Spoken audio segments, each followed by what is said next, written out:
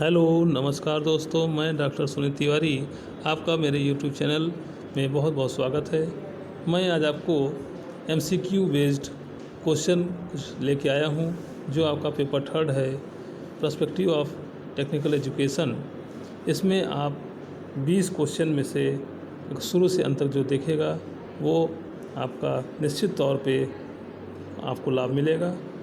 चलिए अब हम स्टार्ट करते हैं अपना पहला क्वेश्चन। मानव प्रकृति की अवधारणा को दिया डेविस ने, ग्लेसर ने, स्कॉट ने या हर्बर्ट ने? इसका जो पहला उत्तर है, बिल्कुल सही उत्तर है, वो आपका स्कॉट ने दिया था। अगला प्रश्न है, शिक्षण अधिगम प्रबंधन का प्रत्यय दिया किसने? हर्बर्ट ने, बीएस ब्लूम ने, रॉबर्ट गैने ने या आईके डेविस ने? तो इसका जो बिल्कुल सही आंसर होगा वो आपका अब तक लगा चुके होंगे, तो बिल्कुल सही आंसर है रॉबर्ट गैने ने इसको दिया था।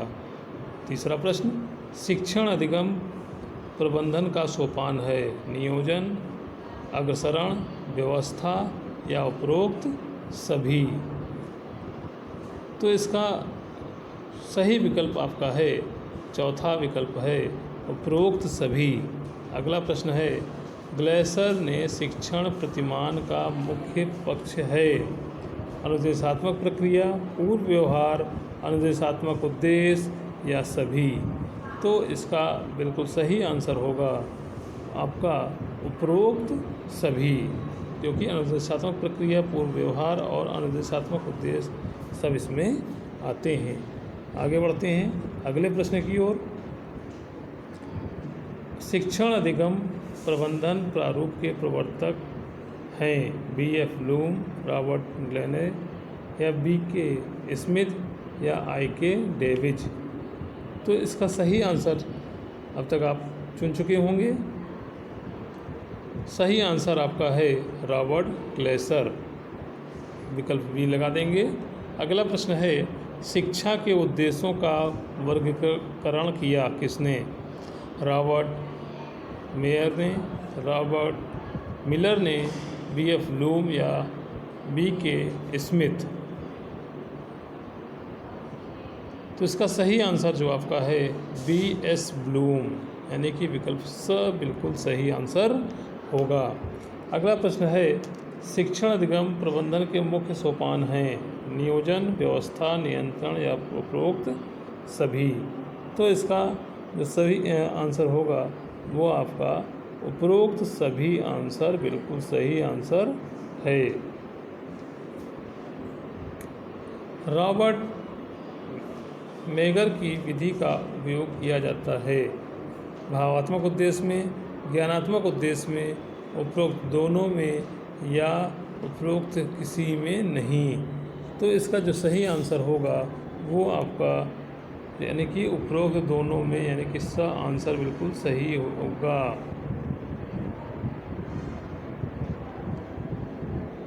अब आगे हम बढ़ते हैं नेक्स्ट प्रश्न की ओर।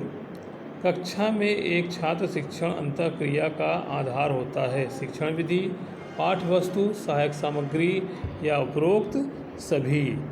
तो इसका जो सही आंसर है वो आपका होगा सहायक सामग्री। अगला प्रश्न है, अभिप्रेरणा एक प्रत्यय है मनोसामाजिक, मनोशारीरिक, सामाजिक या मनोवैज्ञानिक? तो इसका जो होगा वो आपका सामाजिक आंसर इसका बिल्कुल सही आंसर होगा। श्री अभिप्रेरणा के प्रभावित होने वाला कार्य है प्रोत्साहित करना, आकांक्षा को उन्नत करना, प्रेषित करना या उपरोक्त सभी? तो इसका जो सही आंसर होगा वो आपका है प्रेरित करना। आगे हम बढ़ते हैं अगले प्रश्न की ओर। और प्रेरणा का अर्थ है व्यवहार को शक्ति देना, ऊर्जा उत्पन्न करना, व्यवहार का संचालन करना या सभी? तो इसका जो सही उत्तर होगा वो आप तक लगा चुके होंगे। इसका सही आंसर है ऊर्जा उत्पन्न करना।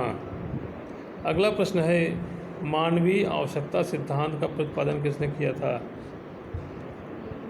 John P D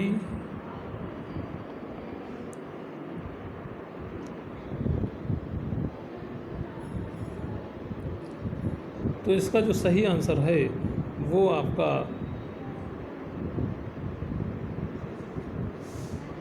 D hive ने किया था।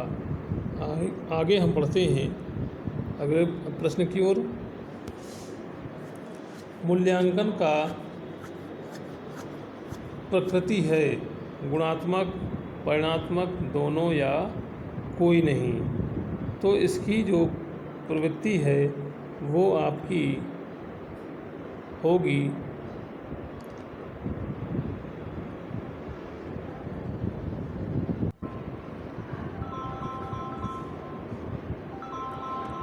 तो इसका बिल्कुल सही आंसर जो है वो आपका यानी कि परिमाणात्मक होगा।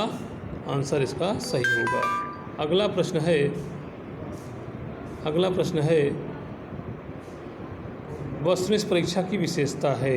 वस्तुनिष्ठ की विशेषता है आपका वस्तुनिष्ठता, यानी कि विश्वसनीयता, वैधता या वस्तुनिष्ठता, उपरोक्त सभी। तो इसकी वस्तुनिष्ठता ही आंसर होगा। शिक्षण के मापन में प्रयुक्त करते हैं निबंधात्मक, वस्तुनिष्ठ परीक्षा या दोनों ही या कोई भी नहीं। तो इसका जो आंसर होगा वो आपका होगा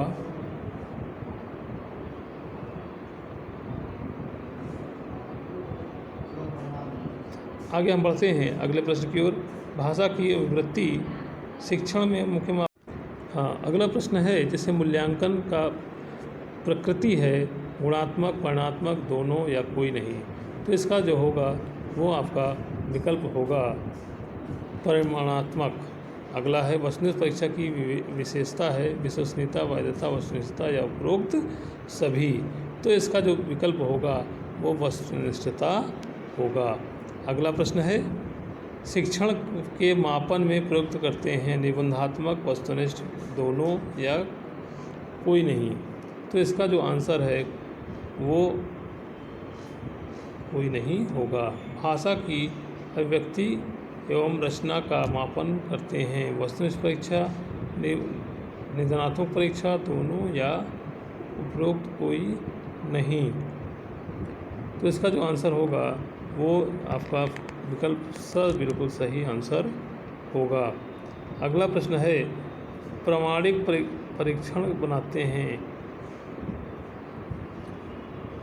निबंधात्मक परीक्षा को, वस्तुनिष्ठ परीक्षा को या